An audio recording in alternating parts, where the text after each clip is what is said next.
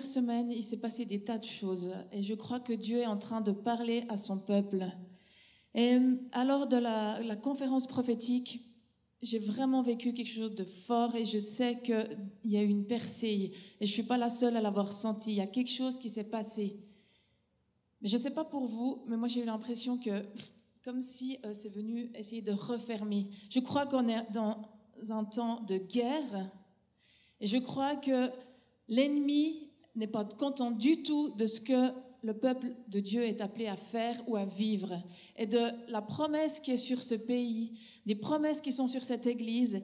Et l'ennemi va tout faire pour essayer de venir, pour détruire cela. Et jeudi soir, j'étais là aussi et je me disais, il y a un truc qui coince. Il y a comme... Enfin, pour moi, c'était un peu... Et j'étais là, mais ça me frustre. Je ne suis pas contente. Vraiment pas, parce que je crois vraiment qu'il y a quelque chose qu'on doit relever. Et dernièrement, j'ai été conduite et vraiment à relire le livre que peut-être beaucoup avaient reçu, Le Lion de Lumière. C'est une prophétie pour la Suisse. Et si vous ne l'avez pas, je vous encourage à vous le procurer et à le lire parce que je crois vraiment que c'est quelque chose de puissant. Et j'ai été appelée à le lire et ce qui est impressionnant, c'est que plusieurs autour de moi, même des gens que je ne connais pas du tout, l'ont aussi relu. Donc je crois vraiment que Dieu est en train de parler. Clairement. Et je lisais des passages à mon mari, je disais, regarde, c'est vraiment ce qu'on est en train de vivre, c'est en train de venir. Et au fond de moi, ça bouillonnait. Il y avait vraiment le feu qui revenait. Je me disais, mais waouh, les Suisses, on a quelque chose à vivre. On a quelque chose à faire. Vous savez qui est le peuple suisse? Est-ce que vous savez vraiment qui il est? Je crois que c'est un peuple de guerriers. Et ce matin, je me disais, ok, il se passe plein de choses, mais j'étais là, il est où ce côté guerrier chez nous? Vraiment, alors qu'il y a une situation difficile là. Et comment est-ce qu'on s'empare de ce que Dieu veut faire? Et j'ai relu ce livre et il parle des Suisses. C'était des personnes, il y avait des gardes suisses qui étaient envoyés dans les nations pour défendre les rois. Et les rois, en fait, ils faisaient confiance aux Suisses. Et je vais juste vous lire quelques passages, parce que, vraiment, il y a tout à lire, il y a tout qui est de la bombe, mais je vous lis quelques passages. Les Suisses avaient une réputation d'être des guerriers exceptionnels, et ils devinrent la force combattante la plus recherchée d'Europe. On parle de l'Europe sera sauvée, on est, je crois, les combattants les plus recherchés pour l'Europe. Ils étaient des soldats extrêmement forts et disciplinés. On connaît le timing suisse, hein? Faisant preuve d'excellence, d'ordre, de courage et de noblesse. Ces guerriers remarquables avaient reçu le don divin de faire la guerre.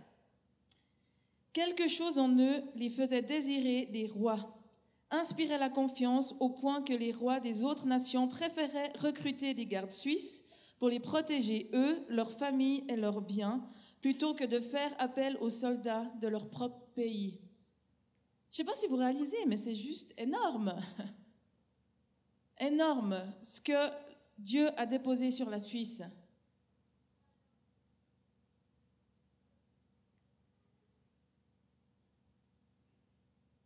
Mais je crois aussi qu'il y a des choses qui ont fait que, ils ont été envoyés, ils ont été mercenaires, et ils ont vécu une grosse défaite. Et en fait, après cela, les Suisses ont décidé aussi d'arrêter cela et de devenir neutres et de défendre leur pays, mais pas c'était différent. Et je crois que spirituellement, il y a aussi des choses qui se sont passées à ce moment-là. Après avoir subi des pertes lourdes et tragiques, comme lors de la bataille des Tuileries, le cœur des guerriers de Suisse commença à se refroidir. Mais je ne vais pas lire tout ça, j'aimerais aller plus loin. Dans le royaume de Dieu, il n'y a pas de place pour la neutralité. Jésus nous a dit que le royaume des cieux est soumis à la violence et ce sont les violents qui le ravissent. Dans Matthieu 11, 12. Par ces paroles, nous devons comprendre qu'une agression puissante est la seule manière de faire avancer le royaume face aux forces ennemies. Pour remporter efficacement toute guerre, il faut une détermination implacable, incessante et un engagement sans faille. car Satan ne laisse jamais ses prisonniers s'en aller sans livrer une dure bataille. Une position spirituelle défensive ne peut que faire perdre du terrain. Et les choses n'ont pas changé. La meilleure défense, c'est toujours l'attaque. Et je crois que Dieu est en train de vous dire, mais je veux que vous soyez ces guerriers. Je veux que vous repreniez les armes que je vous ai données. Beaucoup de chrétiens ont subi des défaites, des déceptions et même des pertes tragiques. Trop souvent, quand nous sommes blessés ou déçus, nous nous renfermons comme une huître. C'est humain. Nous devenons... Non, pardon. Nous devenons prudents, neutres, sur la défensive. Mais le Seigneur ne recherche jamais une réponse humaine de notre part, même dans notre plus grand moment d'échec ou de disgrâce. Il exige une réponse surnaturelle, qui n'est d'autre que la foi. Car la foi surnaturelle est une foi triomphante. Et ceux qui marchent dans la foi véritable peuvent tenir bon et vaincre contre toute attente, parce que dans toutes les situations, ils ont l'assurance des choses qu'ils espèrent et la conviction de celles qu'ils ne voient pas. Les blessés et déçus de l'Église disent souvent « Pourquoi devrais-je encore espérer ou prendre de nouveaux risques ?» Cela ne me conduira qu'à un échec de plus, à des souffrances et à des regrets. En agissant ainsi, ils délaissent le rappel radical et leur vision. Ces choses qu'ils portaient auparavant avec l'enthousiasme et la foi d'un enfant. Ils s'installent et se rangent et deviennent ce qu'on appelle des conservateurs. Ces individus blessés sont mus davantage par la crainte que par la foi. Ils veulent que tout soit contrôlé, calculé et pensé, du début à la fin. Ils sont devenus si équilibrés que rien de conséquent ne peut plus arriver. Ils sont assis sur les côtés et disent « Ici au moins on est en sécurité ». C'est ce qu'ils s'imaginent. Malheureusement, ils se trompent, car le seul lieu sûr pour les bons soldats du Christ Jésus, c'est la bataille au front. Quand ils font de tout leur cœur ce que leur commandement leur a ordonné de faire, leur commandant, pardon. Et je crois que ce matin, Dieu nous demande de vivre de nouveau, d'être en guerre. Dieu est sur le point de ramener la guerre au sein de l'Église de Suisse. C'est là que se trouvent les combattants que Dieu recherche tant. Vous êtes là, les amis, et je crois vraiment que Dieu vous attend. Ils n'appartiennent à aucun autre roi. Nous allons de nouveau voir le modèle biblique, d'abord dans le monde visible, puis dans le spirituel. Oui, il y a un reste de croyants radicaux en Suisse, et ils se préparent à l'offensive contre certaines des plus grandes forces des ténèbres que ce monde ait jamais connues. Ils vont se revêtir à nouveau de leurs armes spirituelles. Amen. Et ils seront pleinement équipés pour la bataille. Ces précurseurs seront tellement contagieux dans leur amour, leur joie et leur courage qu'ils auront un impact sur de nombreux cœurs. Un grand nombre d'individus se joindra alors à eux dans cette offensive des derniers jours et prendront eux aussi position pour l'Évangile. Tous ceux qui sont dans le Christ Jésus sont appelés à combattre le bon combat de la foi et à être plus que vainqueurs. Je suis désolée, peut-être que je lis un peu beaucoup, mais je crois vraiment que Dieu parle ce matin. Si nous n'allons pas de l'avant de manière agressive en soumettant nos ennemis et en libérant les captifs, cela signifie que nous choisissons volontairement de vivre une existence chrétienne de bas étage ou que ces attraits nous ont séduits. Mais quand nous ne reculons pas devant le conflit, nous savons à ce moment que cet esprit combatif et vivant est bien à l'œuvre en nous et nous nous identifions à cette déclaration. Le vrai guerrier aime les bonnes batailles. Le monde a besoin de voir battre à nouveau le cœur de guerrier des Suisses. Le monde a vraiment besoin de voir à nouveau le cœur des guerriers des Suisses. Bien des responsables de cette nation sont appelés par Dieu à entraîner le peuple du Seigneur sur le front des batailles de l'Église des derniers jours. Et un grand nombre de ces guerriers fougueux comme des lions sont étonnamment jeunes. Amen. Les leaders de la génération montante sont sur le point d'entrer dans leur grand appel en Jésus-Christ. Comme le jeune roi David, ils pénètrent actuellement sur le champ de bataille et observent le face-à-face insensé entre l'Église et les forces des ténèbres. Ils ne considèrent pas les géants ennemis comme des objets de crainte ou comme des obstacles. Pour eux, ils ne sont que des formidables opportunités de victoire. Parfois, il suffit de détruire une seule forteresse, un seul géant, pour que toute l'armée adverse prenne la fuite et tombe. Ces guerriers sont donc en train d'être formés et préparés à prendre position sur le front. Et ils ne sont pas disposés à accepter l'inertie de l'Église. Ils ne vont pas accepter la défaite. Ils vont attaquer les géants avec force et sans la moindre frayeur, parce qu'ils ont compris une chose, la bataille appartient à l'Éternel. Il y a un cri de guerre retenu au sein du peuple suisse, qui va bientôt se faire entendre à nouveau. Et cette fois-ci, quand ils se lèveront pour livrer bataille, ce sera pour combattre le bon combat, le combat de la foi. Ils affronteront alors les plus grandes forces du mal et ils arracheront avec héroïsme des victimes des flammes et des griffes de l'enfer, tout en défendant l'honneur et leur seul vrai roi. Oui, le lion dont la foi est violente et vigoureuse va rugir à nouveau. Amen. Et je crois vraiment que ce matin, Dieu désire vraiment qu'on puisse reprendre les armes. Et je crois qu'on a été encouragés tous ces derniers week-ends aussi à craindre l'Éternel, à évangéliser, à prendre du temps dans la prière. Et est-ce qu'on le fait? Oui, je crois que beaucoup le font. Et j'ai entendu plein de témoignages de personnes qui avaient écrit les noms sur leur miroir et qui avaient des percées qui avaient été faites, des choses extraordinaires. Et je suis réjouie d'entendre ça. Mais je crois aussi qu'on doit se lever et intercéder parce que plus que jamais, Dieu a besoin de nous pour qu'on puisse vraiment ramener tous ces gens qui sont perdus, nos voisins, nos amis, les gens qu'on côtoie tous les jours. Ils ont besoin de Jésus. Mais je crois aussi que Dieu, ce matin, veut venir toucher vos cœurs. Et quand je priais, je disais, mais Seigneur, qu'est-ce que tu veux faire? Et le Seigneur m'a vraiment montré que pour qu'on puisse être ces guerriers, ces combattants, on a des choses à régler dans nos vies. On a des choses qu'on doit déposer, qu'on doit laisser. Et entre autres, j'aimerais parler ce matin de l'offense. Parce que je crois vraiment que l'ennemi s'acharne à nous garder dans l'offense pour qu'on soit faible. Et ce n'est pas la volonté de Dieu. Et je sais que c'est dur lorsqu'on est blessé. Je voulais parler de Joseph, de son histoire, parce que je crois qu'il est un exemple pour nous.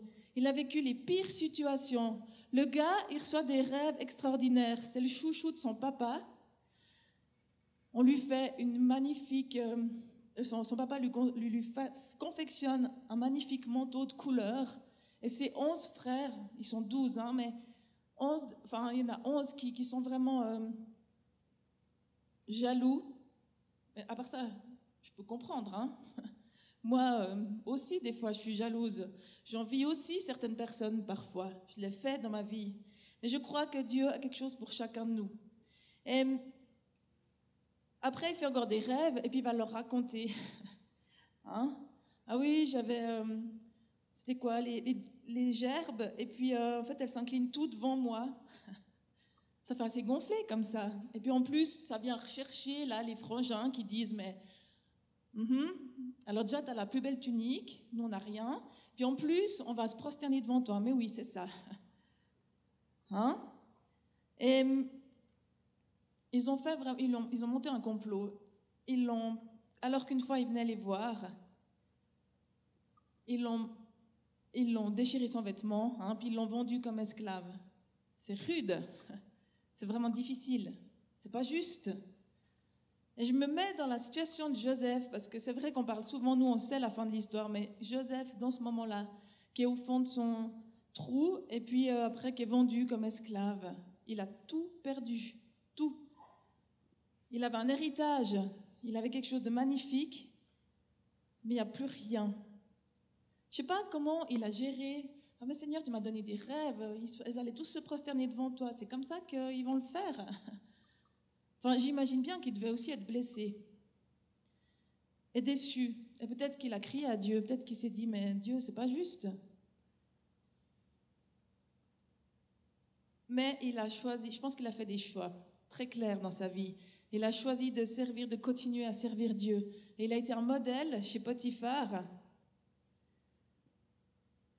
Il l'a servi pendant une dizaine d'années. Et voilà que sa femme, elle a les yeux sur lui. Elle aimerait bien l'embarquer dans une nuit torride et chaude. Mais lui refuse catégoriquement chaque fois. Je pense que ça ne doit pas toujours être simple de résister. Parce que j'imagine qu'elle n'était pas moche. Et puis qu'elle n'était pas forcément pas du tout attirante. Mais il a résisté. Il a dit non. Elle allait jusqu'à vouloir profiter de lui alors qu'ils étaient tout seuls. Et puis, il a laissé son vêtement. Et après, elle a utilisé son vêtement pour l'accuser. Qui, soi-disant, elle avait voulu essayer de la violer et tout ça. Et il a été mis au cachot. C'est injuste. C'est vraiment, vraiment injuste. Mais, Joseph a continué, je pense, à vider son cœur vers Dieu. Et je pense qu'il a sûrement eu des nuits ou des heures, parce que dans le cachot, c'est pas comme ici maintenant en Suisse, la prison où tu as la télé, le lavabo, la douche. C'était vraiment un endroit sombre, il y avait très peu de lumière. En fait, tu étais destiné à mourir là-dedans. On te donnait juste, éventuellement, de quoi survivre pour bien te faire souffrir en plus. Mais c'était horrible. Et puis, je sais pas comment ça sentait, mais ça devait pas être terrible. Et Joseph, au fond de ce trou, quelle attitude il a adoptée? Moi, je ne suis pas sûre qu'il a tout de suite dit « Ah oui, c'est cool, nickel, je vais m'en sortir ». Je pense qu'il a dû passer des heures de combat aussi, où dans sa tête, ses pensées venaient pour l'assaillir, et puis en fait, il a dû se positionner, se repositionner. Et je pense qu'il a fait ce choix de pardonner. Peut-être qu'il l'a fait même rapidement, mais pardonner, c'est pas si simple. Je sais pas vous, moi je sais que je l'ai expérimenté plusieurs fois. Je disais « Mais Seigneur, j'ai choisi de pardonner ». Et puis, il y a des trucs qui reviennent, puis ça énerve. Mais je crois que Joseph a eu une attitude excellente. Et puis, malgré justement ces conditions qui étaient terribles, il avait le droit de choisir la réaction qu'il aurait face à tout ce qui était arrivé.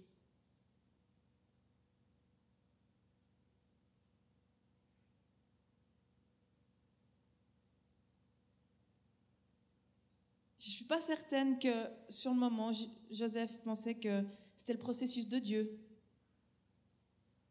pour le préparer à diriger.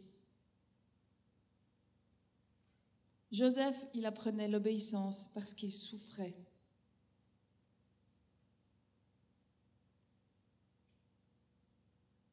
Peut-être que quand il a fait ses rêves, en fait, Joseph, il voyait comme une confirmation de la grâce de Dieu sur sa vie. Il n'avait pas encore compris que l'autorité donnée pour servir, elle est donnée pour servir et non pour être mise à part. Et puis je crois que souvent dans ces périodes de formation, on se concentre sur le blocage de notre situation au lieu de nous concentrer sur la grandeur de Dieu. Puis le résultat, c'est qu'on est découragé, on a besoin de blâmer quelqu'un. On cherche qui rendre responsable de notre désespoir.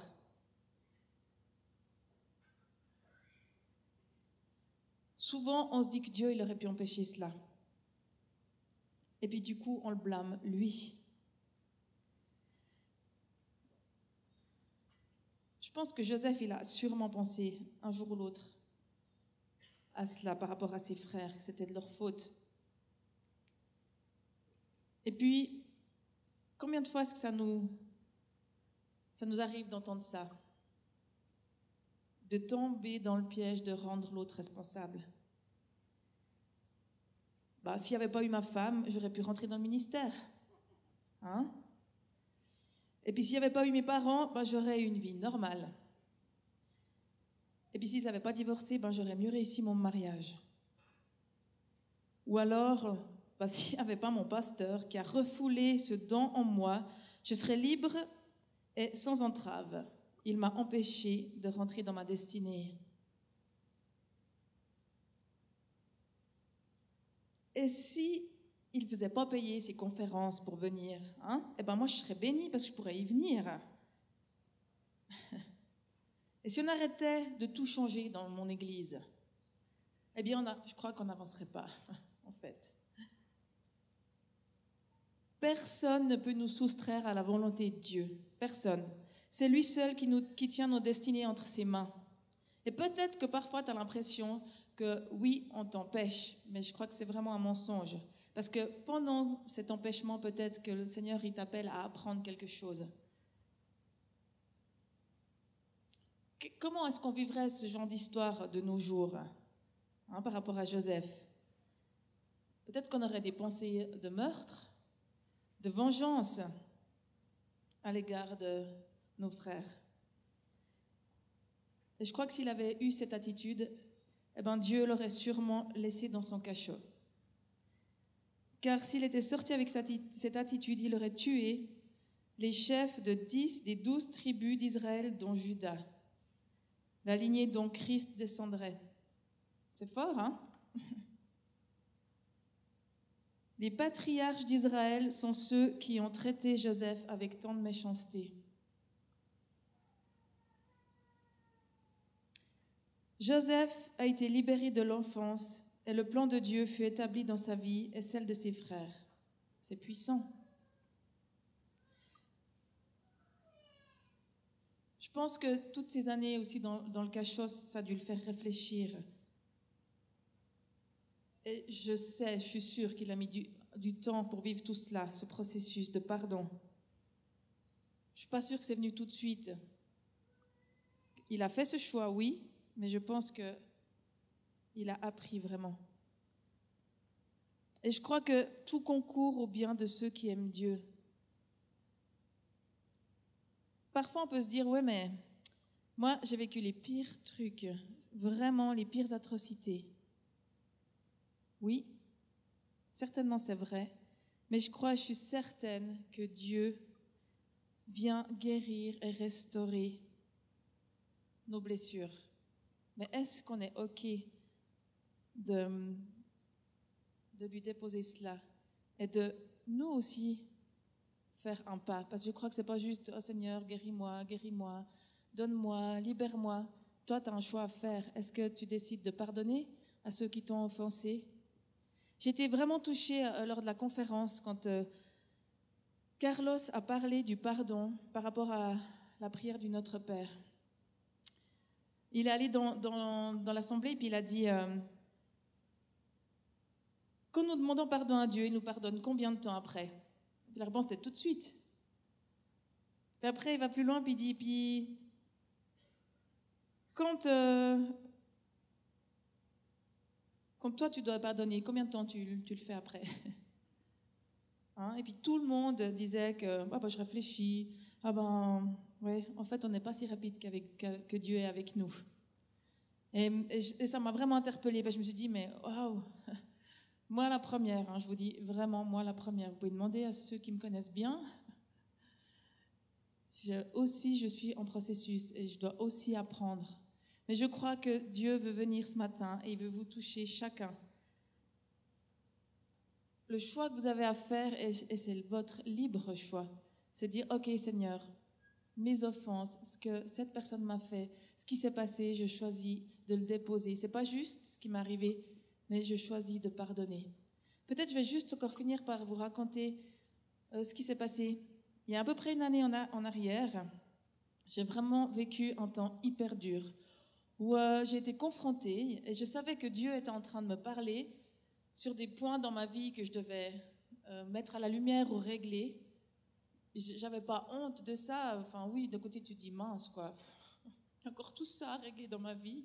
Mais je savais que Dieu mettait le doigt sur ces choses-là. Et la personne qui s'adressait à moi, c'était très clair, ces choses-là sont ressorties assez fort après. Mais en même temps, il y avait d'autres choses qui sortaient.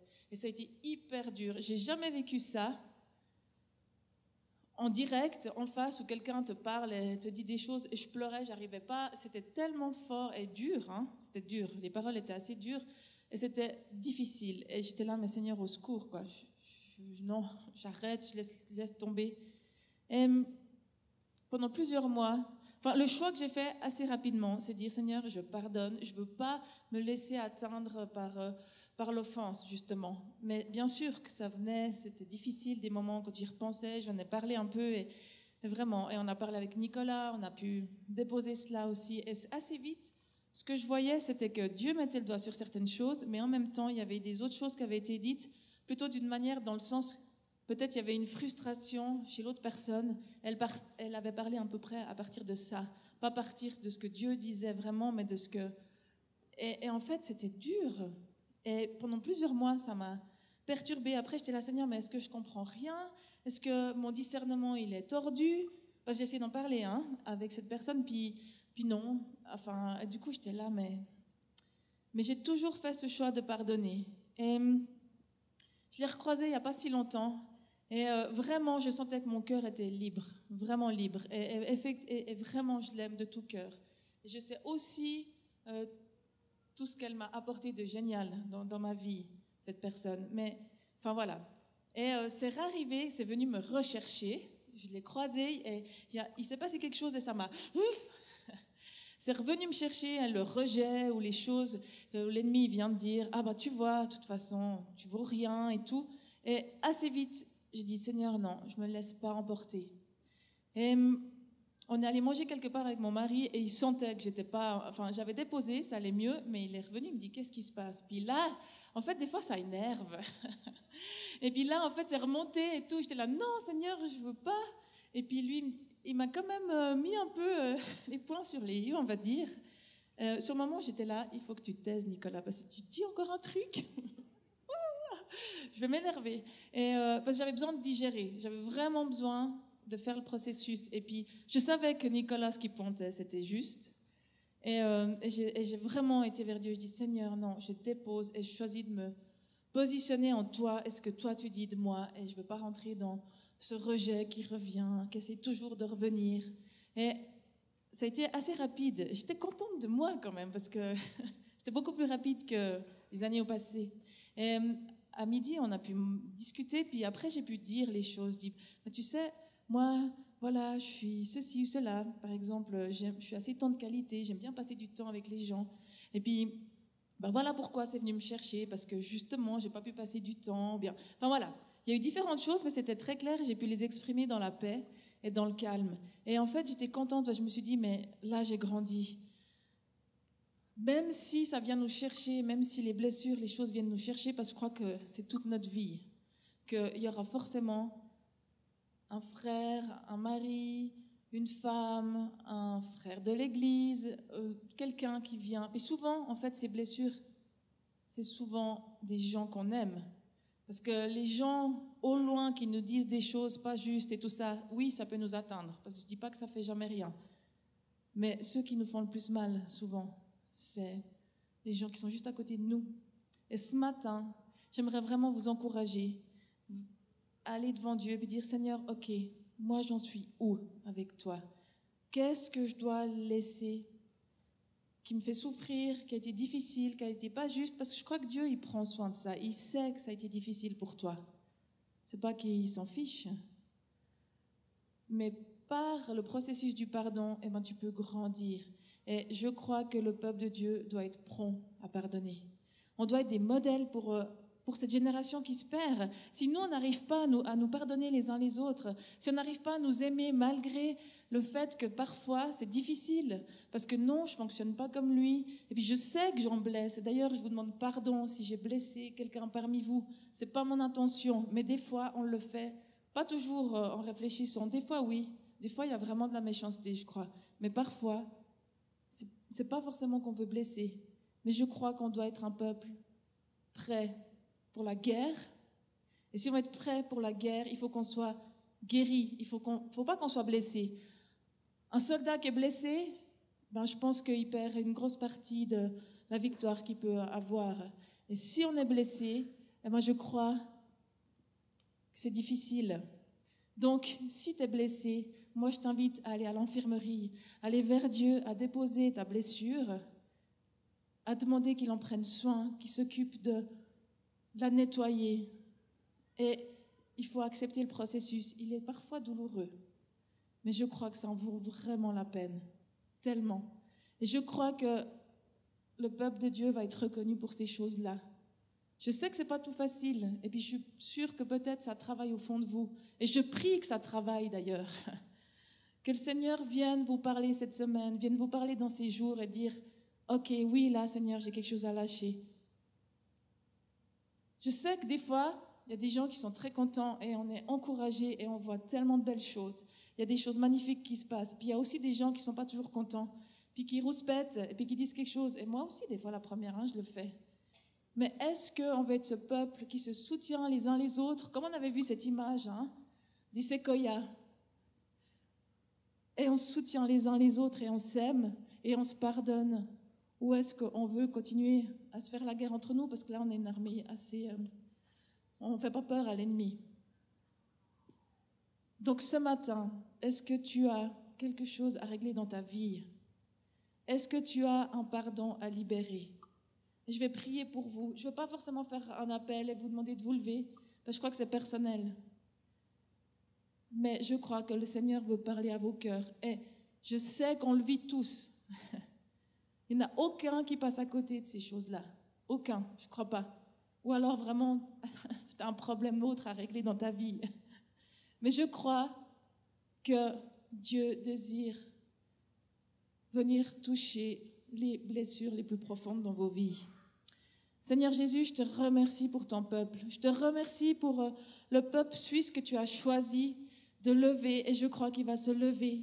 Et Seigneur, je te remercie pour cet esprit de guerrier, parce que je crois qu'on va pouvoir se relever, Seigneur, reprendre la bataille ensemble. Et Seigneur, on veut être ces séquoias qui se tenons les uns avec les autres, où nos racines sont emmêlées, pour se soutenir les uns les autres. Et je te prie que ce matin, tu puisses parler dans les cœurs. Et Seigneur, je te prie que pour celui qui c'est plus difficile, qui dit « mais non, moi je ne veux pas lâcher », Seigneur, il y ait ta grâce et que tu viennes pénétrer les cœurs en profondeur. Merci Jésus parce que tu prends soin de chacun, parce que je sais que tu es là et que tu aimes chacun. Il n'y en a aucun qui est mis à part, Seigneur. Il n'y en a aucun que tu n'as pas choisi de faire naître sur cette terre. C'est ta volonté, Seigneur Jésus, qu'on soit tous là ce matin. C'est ta volonté qu'on soit là où on en est, Seigneur Jésus, mais je te demande qu'on puisse lâcher ce qui dans nos vies nous retienne de vivre libre, de vivre comme ces guerriers qui reprenons le combat. Parce que je crois qu'il y a un appel sur cette nation et je crois que le temps est court. Et Seigneur, je te prie que tu touches les cœurs ce matin. Je te prie que dans cette semaine, plusieurs puissent voir des miracles dans leur vie alors qu'ils ont choisi de lâcher l'offense qui les blessait. Merci Seigneur Jésus parce que tu nous aides à nous aimer les uns les autres, encore plus que ce qu'on n'a jamais connu, Seigneur Jésus. Parce qu'on a besoin, Seigneur, de se fortifier les uns les autres. Et moi, j'aimerais dire merci pour cette Église, merci pour chacun qui est là, Seigneur Jésus. Je suis tellement touchée d'entendre tous ces témoignages de vie, toutes les choses que tu fais, Seigneur, dans tellement de situations. Et je te remercie parce que tu te déverses ce matin. Saint-Esprit, tu touches les cœurs. Tu libères, Seigneur Jésus, les pardons. Et Seigneur, qu'on puisse être ce peuple reconnu parce qu'on est prompt à pardonner, parce qu'on est prompt à se tenir les coudes et aller de l'avant, parce que je crois que ce que tu fais, c'est quelque chose de nouveau et c'est quelque chose de fort. Et Seigneur, donne-nous de nous taire lorsqu'on veut critiquer, Seigneur, notre frère ou notre sœur. Donne-nous de mettre des gardes à notre bouche.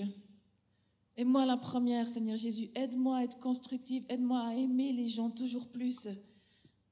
Merci, Seigneur, parce que tu te déverses ce matin dans ce lieu. Et je te remercie pour ce que tu es en train de faire.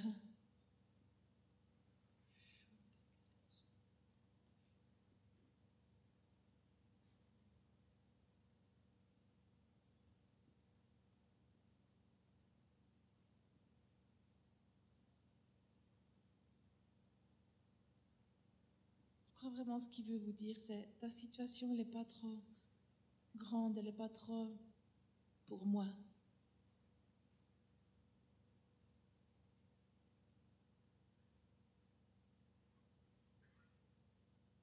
Et oui, j'ai vu ta blessure, j'ai vu les choses injustes qui te sont arrivées. C'est pas que j'efface tout ça, c'est juste que je sais que tu as souffert. Mais le pardon guérit, le pardon libère. Et c'est seulement toi qui peux le faire, le choix. J'aimerais aussi vous encourager et nous encourager les uns les autres. Si des fois on se frotte un peu, puis peut-être quelqu'un me dit, peut-être ce serait bien que tu pardonnes. Je sais ce que ça me fait, parce que la semaine passée, je ne sais plus quand, avec Nicolas, j'étais là, mais qu'est-ce que tu fais comme choix? Parce que oui, ça peut te faire un petit peu, non, mais c'est pas mon problème. Ou bien tu te remets en question, puis tu dis, ok Seigneur, là il m'a parlé, peut-être que j'ai quelque chose à faire. Soyons honnêtes avec Dieu. Vous savez, on peut cacher plein de choses, mais devant Dieu, on ne peut rien cacher, il connaît tout.